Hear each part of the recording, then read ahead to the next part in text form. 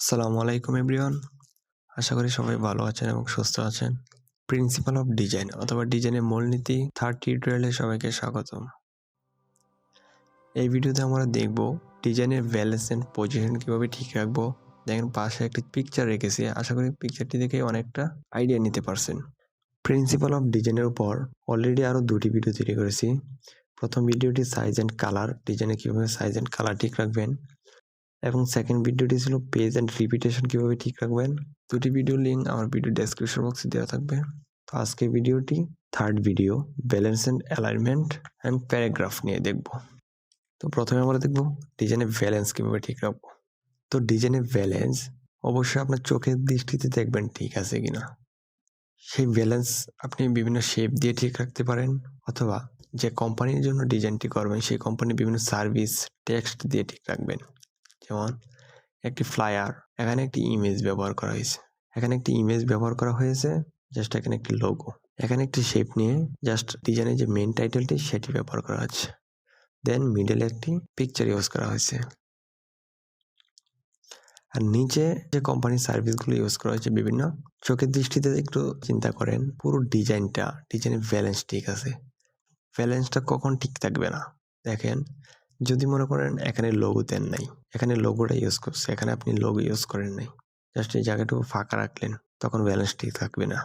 অথবা মনে করেন এখানে যে আওয়ার সার্ভিস, একটা টাইটেল দিছে, দেন 4টি সার্ভিসের কথা বলছে, এখানে এই সার্ভিসটি মনে করেন মিসিং, সার্ভিসটি আপনি দিলেন না, জাস্ট এই 3টি সার্ভিস ওই উপরেই দিলেন, এই জায়গাটুকু ফাঁকা থাকলো, জাস্ট আপনার ব্যালেন্স ঠিক থাকলো না। এবং শেপ দিয়ে ব্যালেন্স কীভাবে ঠিক রাখবেন দেখেন, এখানে একটা ইমেজ, এখানে একটা শেপ, এখানে একটি শেপের মাধ্যমে একটি ইমেজ ইউজ করছে, জাস্ট এখানে একটি শেপ ইউজ করছে টাইটেলের জন্য, এখানে একটি ইমেজ ব্যবহার করছে, এইটুকু 3টা শেপ দেখেন, এই 3টে শেপে যতটুকু জায়গা দখল করছে জাস্ট একটা শেপেই সেম পরিমাণ জায়গা দখল করছে, কিন্তু শেপ দিয়ে ব্যালেন্স ঠিক রাখছে এইভাবে। এবং চোখের দৃষ্টিতে দেখেন পুরো ডিজাইনটাই ব্যালেন্স ঠিক আছে, কোথাও বেশি পরিমাণ ফাঁকা নাই, কোথাও মিসিং নাই। এখন আমরা দেখবো অ্যালাইনমেন্ট কীভাবে ঠিক রাখবো। অ্যালাইনমেন্ট অ্যান্ড প্যারাগ্রাফ অ্যালাইনমেন্টটি আমরা সরাসরি ডিজাইন অ্যাডোবি ইলাস্ট্রেটরে গিয়ে দেখবো। অবশ্যই কোনো ডিজাইন করার সময় অ্যালাইনমেন্ট অ্যান্ড প্যারাগ্রাফ খুবই গুরুত্বপূর্ণ, এই বিষয়টি ঠিক থাকতেই হবে আপনার। তো আমরা সরাসরি অ্যাডোবি ইলাস্ট্রেটরে চলে যাব। অ্যালাইনমেন্ট 2 ধরনের হয়ে থাকে, প্যারাগ্রাফ অ্যালাইনমেন্ট অ্যান্ড বিভিন্ন শেপ বা টাইটেলকে অ্যালাইনমেন্ট করা। দেখেন প্রত্যেকটা কিন্তু আমার অ্যালাইনমেন্ট করা, দেখেন এইটা একটি অ্যালাইনমেন্ট, জাস্ট এই সাইড অ্যালাইনমেন্ট, সবগুলো এক সাইডে অ্যালাইনমেন্ট করা আছে, ঠিক আছে। দেখেন মনে করেন এটা একটু এদিকে থাকলো, জাস্ট আপনি দেখতে ভালো লাগবে না, এটার সাথে অ্যালাইনমেন্ট নাই। দেখেন এই লোগোটা, এই ওয়েবসাইট লিঙ্ক অ্যান্ড টাইটেল সবগুলো এই সাইডে অ্যালাইনমেন্ট আছে। এবং মনে করেন কোনো সার্ভিস ইউজ করছেন, তার জন্য আপনার কিছু বুলেট পয়েন্ট ইউজ করলেন, মনে করেন কিছু সার্ভিসের জন্য বুলেট পয়েন্ট ইউজ করলেন, জাস্ট একটা বুলেট পয়েন্ট এদিকে থাকলো, আর একটা বুলেট পয়েন্ট এদিকে থাকলো, একটু এলোমেলো থাকলো, আপনার অ্যালাইনমেন্ট ঠিক থাকবে না অবশ্যই। জাস্ট এই অ্যালাইনমেন্টটি করার জন্য এই সবগুলোকে ডিরেক্ট সিলেক্ট করবেন, এখান থেকে অ্যালাইনমেন্ট থেকে অ্যালাইনমেন্ট করে দিবেন, মিডল অ্যালাইন করে দিলাম। এটা হচ্ছে আমাদের অ্যালাইনমেন্টের বিষয়। দেখেন প্রত্যেকটিকে ধরবেন, এটিকে ধরবেন, এটিকে ধরবেন, দেখেন এখান থেকে অ্যালাইনমেন্ট করে দিলাম। অবশ্যই এখান থেকে অ্যালাইন টু সিলেকশন, আর অ্যালাইন টু যখন আর্টবোর্ড করে দিবেন, এখন যদি আমি অ্যালাইনমেন্ট দিই, এখন আমাদের আর্টবোর্ডের সাথে অ্যালাইনমেন্ট হয়ে যাবে। যদি আর্টবোর্ডের সাথে অ্যালাইনমেন্ট করতে চান অবশ্যই এখান থেকে আর্টবোর্ড সিলেক্ট করবেন। এখন যদি আমি এখানে ইউজ করতাম, তাহলে কিন্তু আমাদের অ্যালাইনমেন্টটা ঠিক থাকতো না। অবশ্যই সবগুলোকে ধরবেন, এভাবে ধরে জাস্ট অ্যালাইনমেন্ট ঠিক করে দেবেন, এ হচ্ছে অ্যালাইনমেন্ট। এখন দেখবো আমরা প্যারাগ্রাফে যে অ্যালাইনমেন্টটা হয়ে থাকে, প্যারাগ্রাফে লেফট অ্যালাইনমেন্ট, সেন্টার অ্যালাইনমেন্ট এবং রাইট অ্যালাইনমেন্ট, এবং justify left alignment, justified centre alignment,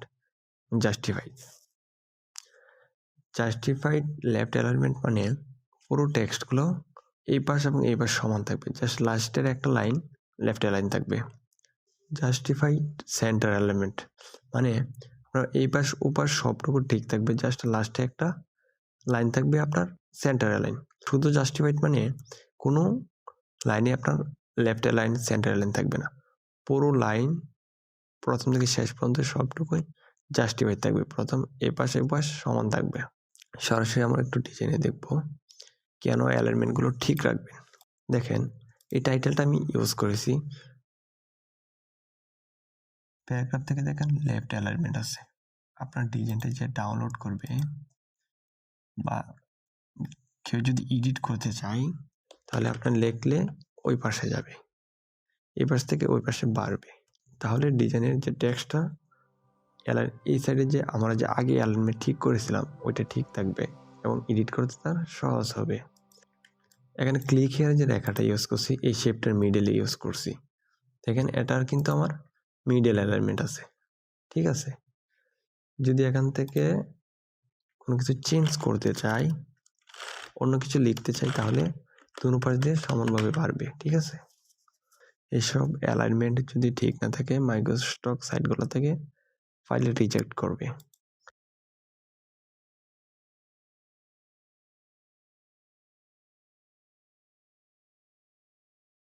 দেখেন এই টেক্সট আমি যে কন্ট্যাক্ট ইনফোটা ব্যবহার করছি নাম্বার, এটা দেখেন রাইট অ্যালাইনমেন্ট আছে, মানে ডান দিক থেকে বাম দিকে যাবে, কোনো কিছু টাইপ করলে ডান দিক থেকে বাম দিকে যাবে। সো আমার এই সাইডটা ঠিক থাকবে, জাস্ট বাড়ার সময় এই দিক দিয়ে বাড়বে, রাইট অ্যালাইনমেন্ট। সেই দিকে লোগোটা দেখেন লেফট অ্যালাইনমেন্ট, দেখছেন। ডিজাইনে যখন টেক্সট ইউজ করবেন অবশ্যই এই অ্যালাইনমেন্টগুলো ঠিক রাখবেন। আমি একটু দেখাই,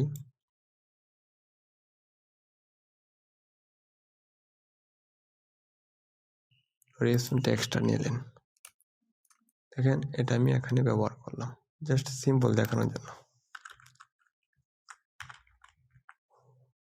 এটা মনে করেন এই টেক্সটটাকে লেফট অ্যালাইনমেন্ট রাখলাম, বাট এখন আমি এখান থেকে জাস্ট ধরে অ্যালাইনমেন্টটা ঠিক করে দিলাম। এটাকে একটু আমি সাদা করে দিই, টেক্সটটা একটু সাদা করে দিই বোঝার জন্য।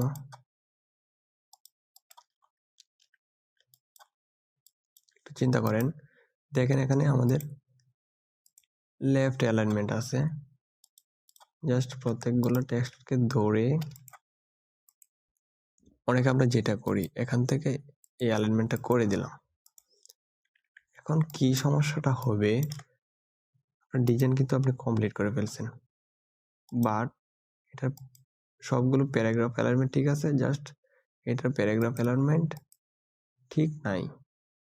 এখন যদি কোনো ক্লায়েন্ট এটাকে চেঞ্জ করতে যায় আপনার এই পাশ দিয়ে বাড়বে, মানে ডিজাইনের বাইরে চলে যাবে। দেখেন এই জন্য প্যারাগ্রাফ অ্যালাইনমেন্টটা খুবই গুরুত্বপূর্ণ।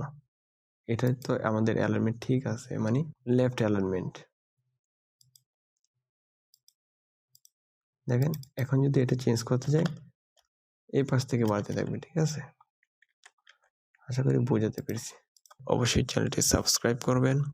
তো সবাই ভালো থাকবেন, সুস্থ থাকবেন, আল্লাহ হাফেজ।